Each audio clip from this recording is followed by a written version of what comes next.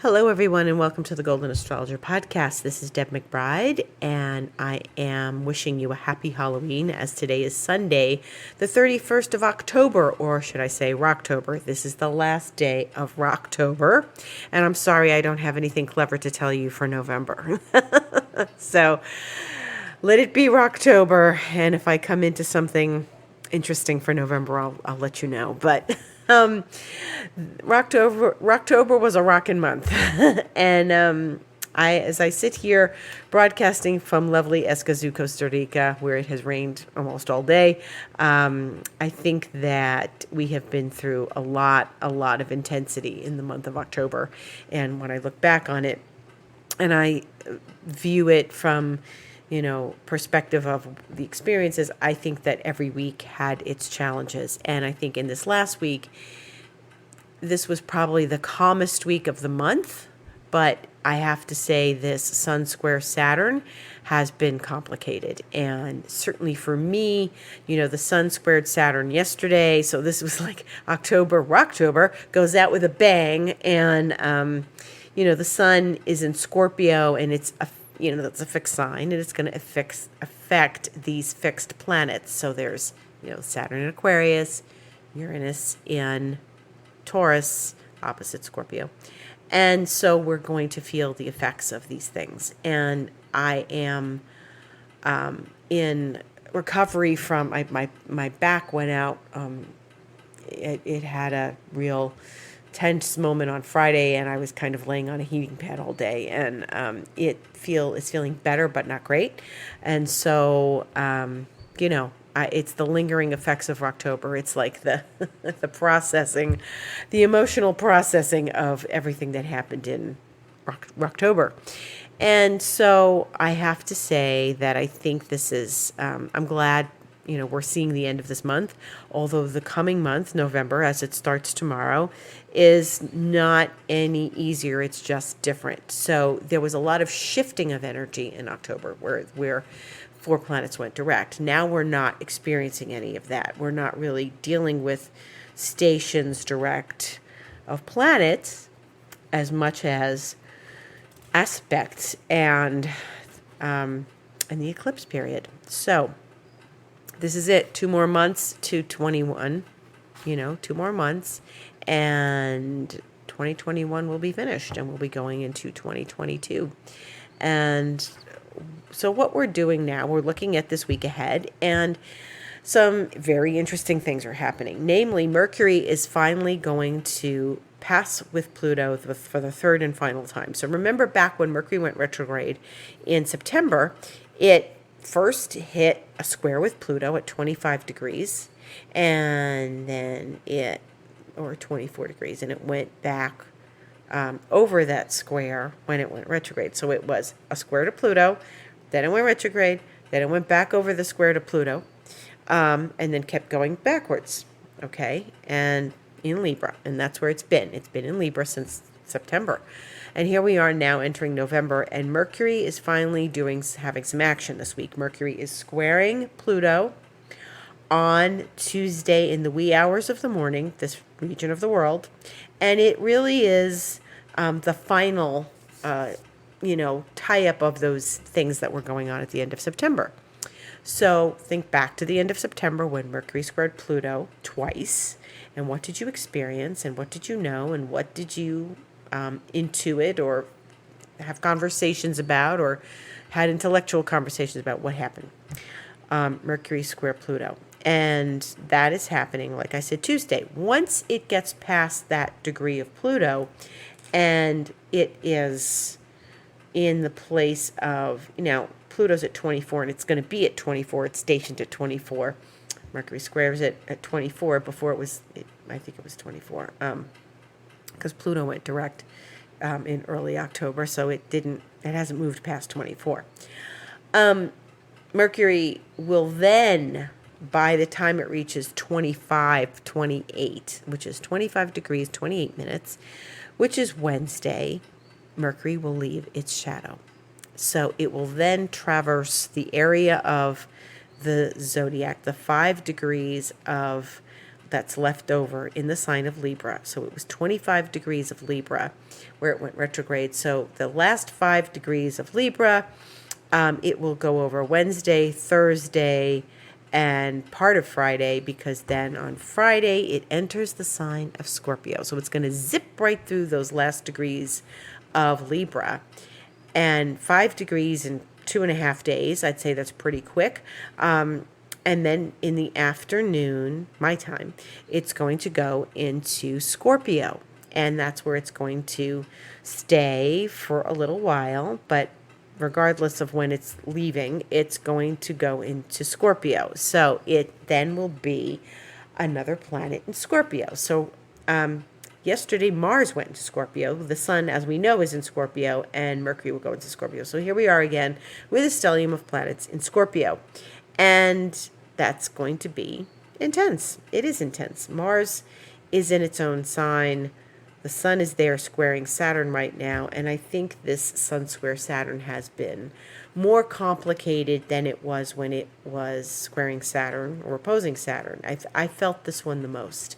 And maybe because it's closer to my planets that I have in Aquarius, but it's certainly packed a punch. This sun square Saturn really packed a punch. And so if you've been feeling a little bit on the downside in these last few days, then you are just in tandem with everything that's happening. It's been, energy that's hanging in the air. I started feeling this, okay, the exact aspect was yesterday, but I started feeling this Thursday. And then Friday I was in pain, and Saturday the aspect happened, and then it was the wee hours of the morning. And then today I still feel like it's a Sun-Saturn hangover. And even though the sun is past Saturn now, because it's like a degree past Saturn, more than a degree past Saturn, about 1.5 degrees past Saturn as I speak to you, this is really, we're moving past, this sun Saturn energy, and it's it's a bit restricting. It's about sort of understanding where you feel frustrated in your life. Remember I was saying say yes, just say yes to the part of you that is alive and well, and focus on, and this has been my lesson, focus on what you do have and stop focusing on lack. Start focusing on what you do have. So I wasn't feeling great in these last couple of days for a variety of reasons, my back being one of them. And I just said, I have to focus on, like that I'm healing. So I can't get into the entirety of German New Medicine right now, but I can tell you that what happens when your back hurts, for me, it's a resolution of a conflict. So I had to acknowledge the resolution of the conflict, and it was a long-term conflict, something physical in my life. And when I acknowledged that, then the pain started to subside, and I was like connecting with the fact that this was being resolved. And it's a little bit of a shock that it's being resolved. So in any event, when you experience things like this, it means your body's getting stronger. The body knows how to heal itself. The body is capable of healing itself. Otherwise, we'd all be like scraping ourselves and still be bleeding from something 10 years ago. Because the body can heal itself. The cells regenerate and the body heals. And so sometimes when the body heals, it takes adjustments, and our body needs to adjust to these healings. And so that's something that I work with on a regular basis. And for me, this is a sign of healing. And I have to keep reminding myself of that rather than saying, I feel like I'm broken. I'm not broken. I have to focus on not what is lack, but what is what I do have, and that is that I'm having healing experiences. So on that note, I have to be very positive. So that's part of it. Okay, moving right along.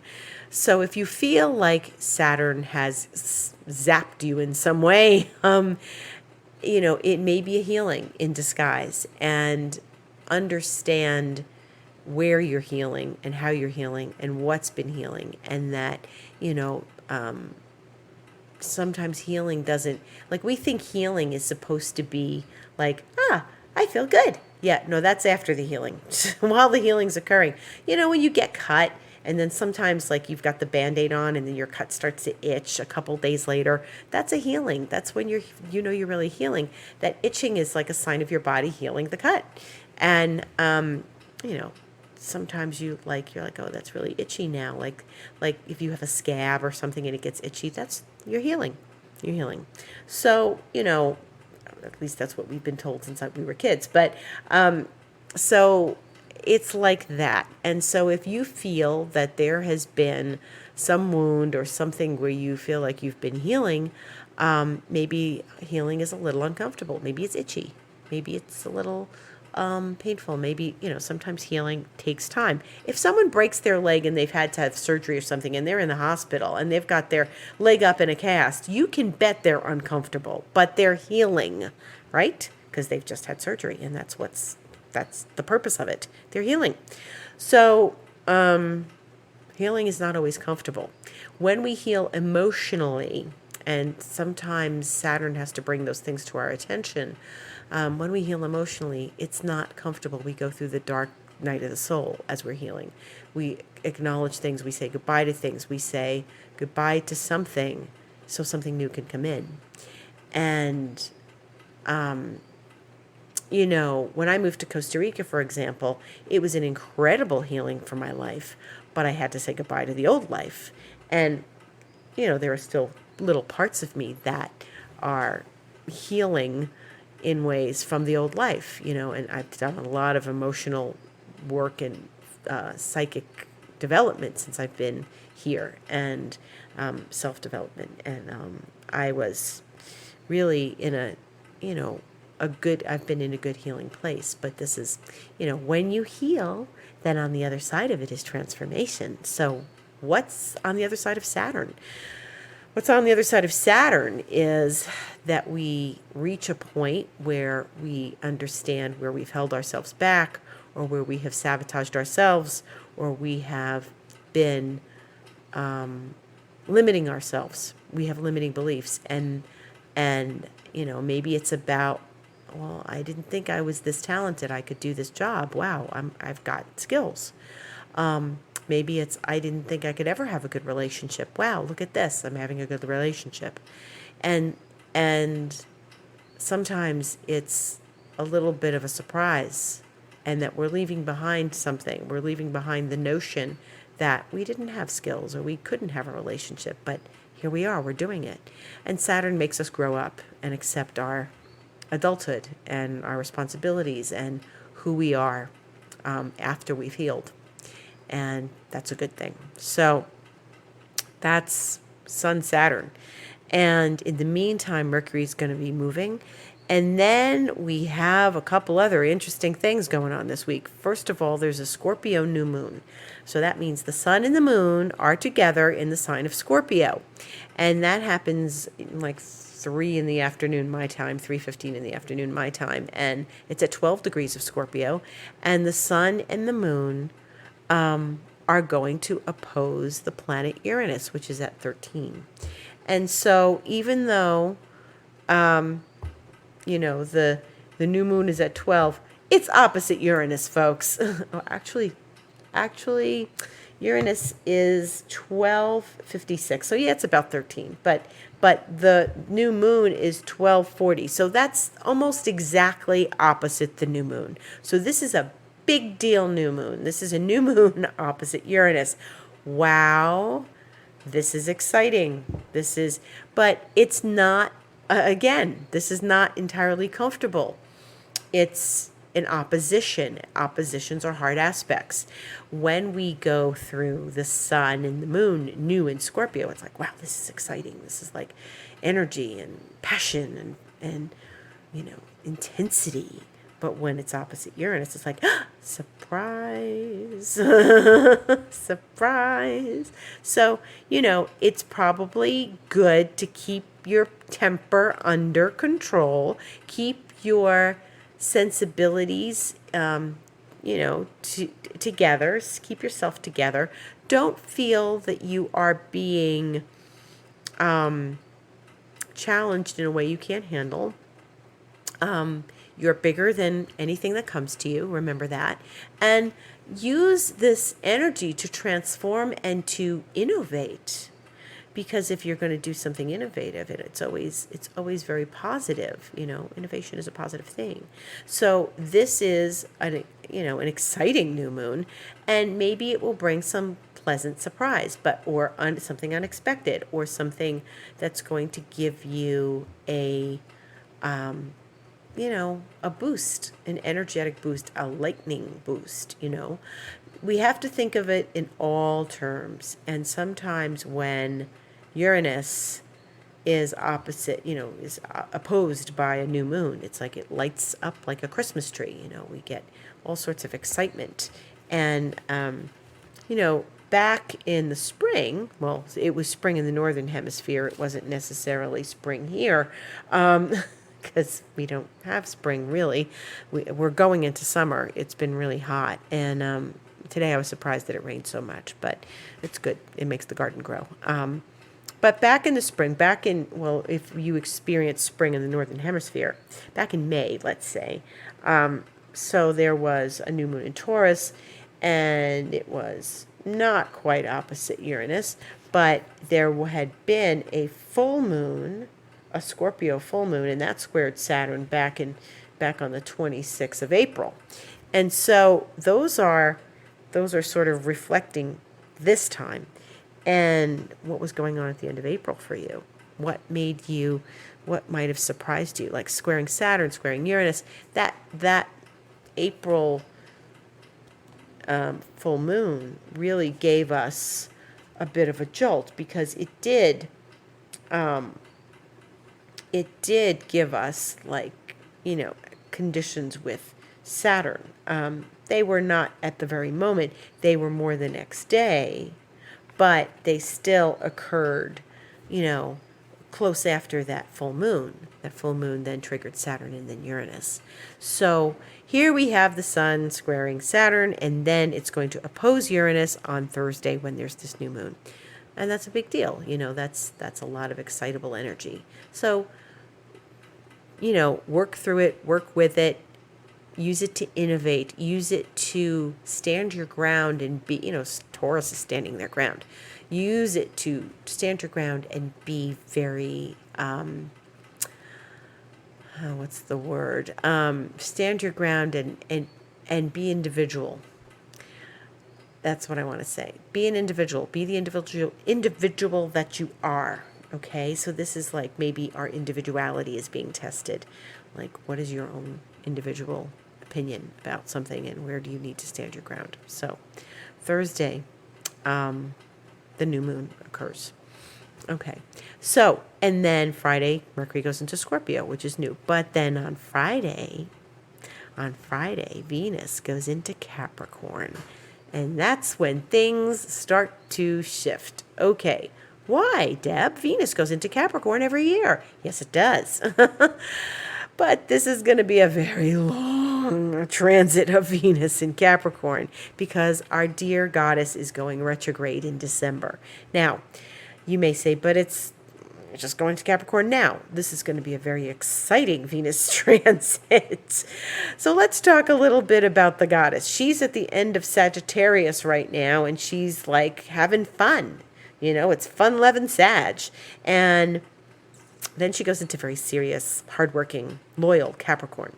And that will be in the wee hours of Friday, my region of the world.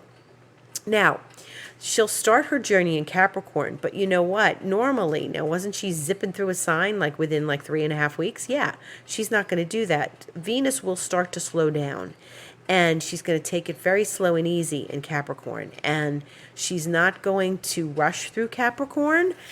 She may be, she's not going retrograde until December. And mid-December at that. So she's going to be very slow in Capricorn.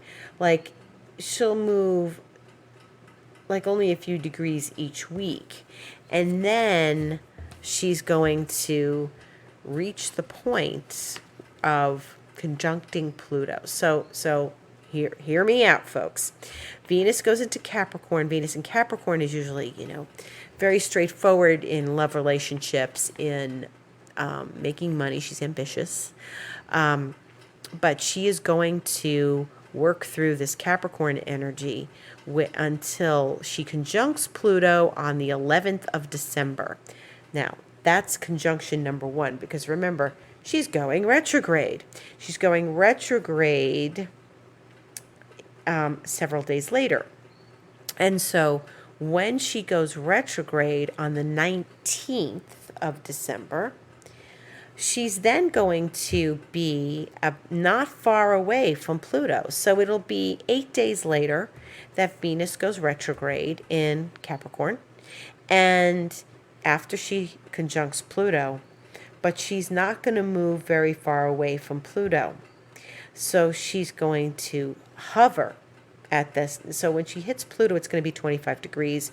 When she retrogrades, it's going to be about 26. And on Christmas Day, Merry Christmas, everybody, she is going to conjunct Pluto again. 2 weeks exactly after she conjuncts Pluto the first time. Okay? So where there's a second time in the retrograde, she's going to conjunct Pluto a third time when we get into 2022. Not now. All right? So we're going to look at Venus. She goes retrograde. First, she conjuncts Pluto on the 11th of December. She then goes retrograde on the 19th of December, and nearly a week later goes over Pluto again, 5 a.m., 6 a.m. my time on Christmas morning. So as the kids are going downstairs to get their Christmas stockings, they will be having a Venus-Pluto. Now, here's the thing. When Venus goes retrograde, all sorts of stuff happens. This is when I say try not to get involved in a new relationship during Venus retrograde, because Venus retrograde is when you are really reliving an old story. Okay, now you may hear from people from the past, and that could be an old friend, like an old pal, an old buddy, an old college friend. You may hear from someone or hear about someone who was a buddy of yours or a friend of yours during the Venus retrograde. And that's all well and good. If an old relationship, an old flame comes back, then it's up to you to decide if this is the right thing or not. And hopefully, if that person comes back, they're going to come back before Venus goes retrograde. Sometimes it's to work things out. And you work things out that happened in the past, and either you continue or you don't. And I still think it's not great to start a relationship under a Venus retrograde, even if you dated the person in the past and then suddenly, like, they're back. It's hard to get past what happens when this is going on. So it's like, well, I don't know if you're going to make it past like what happened the last time when you are rehashing it. When you're rehashing it while Venus goes retrograde, Venus is going to stay retrograde until January. So she's in Capricorn the entire time, okay? And she's not going out of Capricorn. Let's see. When does she leave Capricorn and go into Aquarius? She goes into Aquarius. Let's look. I'm taking a peek at 2022. She's in Capricorn really in February of 2022. And even at the end of February, she doesn't really go into Aquarius until March. Yeah, she goes in March. She goes into Aquarius in like around March 7th. Now, it gets more and more interesting and exciting, folks, because at the end of February, Venus is going to come back and make that relationship to Pluto again. So we know that she's conjuncting Pluto on the 11th of December, retrograde the 19th, conjuncting Pluto again on the 25th. Merry Christmas, Venus, Pluto. And she's going to conjunct Pluto again at the end of February when she will be with Mars. So there's a Mars-Venus-Pluto conjunction at the end of February. And Venus and Mars are going to get together, and they are going to be traveling together for quite some time, about 2 months. And they are going to hit the 22-degree Saturn-Pluto point from early 2020, the 24-degree Jupiter-Pluto point from 2020. That was 3 times Jupiter-Pluto. And then Venus and Mars are going to hit the 0 degrees Aquarius Jupiter-Saturn point from 2020. So we're going to see a lot of stuff come forward from 2020, especially relationship-wise. So this is going to be very interesting. And as we get closer, we're going to know more about what it is. But as Venus goes into Capricorn, this week, this Friday, you can be certain that the energies towards this, I'm already seeing it. I'm already starting to see what things happen, or, what could potentially be happening. It ain't good for the Christmas shopping season to have a Venus retrograde, let me tell you. It's never simple, because you know what that means? And I've had this, and it's actually pretty hilarious. First of all, Venus went retrograde in 2005 at Christmas time. In 2005, I was living in New York, and we had a transit strike, so no one could get to their Christmas parties. So there was no, people were trying to get to Christmas parties, and people were canceling their Christmas parties. Venus is socializing. Christmas parties were canceled because they couldn't get to the party because there was no transit. So, you think, you just take a cab. Yeah, 5 of you in a cab if you can get a cab, okay? And maybe you don't even know how you're going to get to work. So it's complicated, so that right there. Okay. Then I've had Venus retrograde on other Christmases, and you get Christmas presents that you either A, already have, B, can't use, or C, something's wrong with them. Like they don't work. Like, oh, we bought a beautiful TV. Oh, what's the matter? It's broken. It's not working. Venus is material goods. Venus is gifts. Venus is like what we desire. So do your Christmas shopping soon, folks. Do it in November. You don't want to do it in December, really, as we get close to that, Venus-Pluto. That Venus-Pluto is going to hang out for a couple of weeks. That Venus-Pluto is only going to be a degree apart. It's going to sit there for 2 weeks together. So, as far as I'm concerned, once she starts slowing down around early December, that second week of December, we're in that retrograde. Do your Christmas shopping now. Order online. Get what you can get. Do it now. I know I'm being zany, but I'm not kidding. This is just, and if you know somebody loves something and you can't go wrong, then get them the same gift. Get them the same gift and do it early, get your stuff delivered. You want it all in the house by way before the 19th. I mean, you don't want to be running around on Christmas Eve. You never want to be running around on Christmas Eve. But this year, you really don't want to be doing that, okay? So, this is an interesting dynamic, because Venus is going to sit with Pluto, and then when she goes back to visit again, she's going to bring her buddy Mars this time, okay? So when we get into 2022, we're going to start seeing how Venus and Mars connect. And Venus will go direct on the 29th of January at 11 degrees Capricorn, okay? So when is she going to reach 11 degrees Capricorn? She is going to reach 11 degrees Capricorn and on the 18th of November. So that's when she begins that retrograde shadow. So that's really, we've got, do your Christmas shopping early. And then, she's going to be with Pluto that whole time. I'm sorry. That's like Mercury. Remember when I said Mercury at the end of September is going to hit Pluto retrograde, then hit Pluto again? She's doing the same thing, but it's that was a square with Mercury. This is a conjunction. So I think that you want to observe the fact that Venus and Pluto are going to be together for a couple weeks. That is one intense, passionate, wowie, aspect. Now, maybe you're thinking you're falling in love then. I hope it happens before the 19th of December. But it could be really passionate, really over the top, and really intense. And so let's brace ourselves for this. This is an incredible, incredible thing that Venus is going to do. The fact that she's going to connect with Mars in February and they're going to travel together side by side, practically till April. Well, then that's really a powerful, powerful thing. This is a story we're going to be continuing to talk about, okay? So by the next time I speak with you, which will be Sunday the 7th of November, you will have daylight savings time ending in the Northern Hemisphere, or whoever celebrates daylight savings time, and Venus will be fully in Capricorn, okay? We're going to start getting hints about what this is about. And so hang on to your hats, folks, okay? And don't spend your money. Okay, I know we're in wild Sagittarius, but hang on to your money. Be conservative. Capricorn's conservative.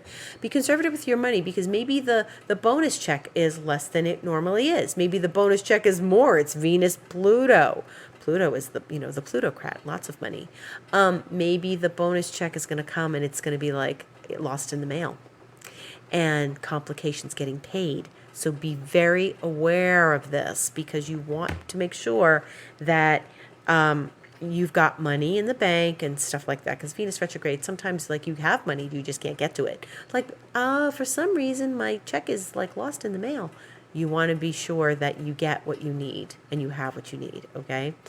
And that you start making lists now of things you need to shop for. On another note, the Scorpio New Moon that happens this week opens the eclipse period, and things will start to feel intense. The first eclipse is the Taurus full moon on the 19th, Friday of November, and the next one will occur in December on the 3rd of December at the Sagittarius New Moon. And then when there's the full moon in Gemini on the 18th, 2 weeks later, and it's very interesting. It's going to be the full moon in Gemini that will kick out the eclipse period, but that's right the day before Venus goes retrograde. So we're all tying this up in one pretty big Christmas bow, okay? Phenomenally interesting, deeply transformative, powerful. Okay, so I can't believe it's been a half an hour. We're going to go into some intense rock and roll again. So I can't say Rocktober anymore. I can say a rock in November and a rock in December. So, this end of this year it's not going to be dull. And Christmas Eve is, actually the day before Christmas, almost Christmas Eve. Yeah, pretty much Christmas Eve is the last Saturn square Uranus. So Merry Christmas, everybody. Merry Christmas. It's going to be really interesting. So I love all of you. I am grateful for all of you. Thank you for listening. Thank you for laughing along with me. And let's laugh together, because that's all we can do. This is powerful. Venus Pluto can be deeply, intensely passionate and wonderful, and you may fall madly in love before December 19th. So let's hope that good things happen for each of us, and let's just keep on trucking along. But this week, Mercury will finish its tour of duty in Libra, finally, where it's been for 2 months. And that was a long time. And then it will go into Scorpio, and maybe we'll get a handle on our passions, and we'll understand them and connect with them. And get deep, get sexy, get real, get raw, get intense, and enjoy this juicy Scorpio new moon and love it to pieces, okay? And be mysterious and be connected to the deep questions of life and death and all that is important and potent. And here in Costa Rica, it's a Latin American country, so the November 1st, 2nd, those days are devoted to connecting with our ancestors that have passed on. So, say a prayer for your ancestors, bless your ancestors. Thank them for all they gave you, and thank them for the lessons you've learned, and thank them even for the patterns that you've had to work out in your life, because you're learning something from it. And see those patterns as a gift, and say a prayer for them, and wish them well on their side of the world, and ask them to guide you in this life and in this world now. Love to all of you. Thank you for listening. Gratitude, gratitude. Happy new moon. And if you'd like to connect with me, thegoldenastrologer.com, book online, Instagram, The Golden Astrologer, Twitter @DebAstrology, and you can write to me at info@thegoldenastrologer.com. Thanks and love. Beautiful week.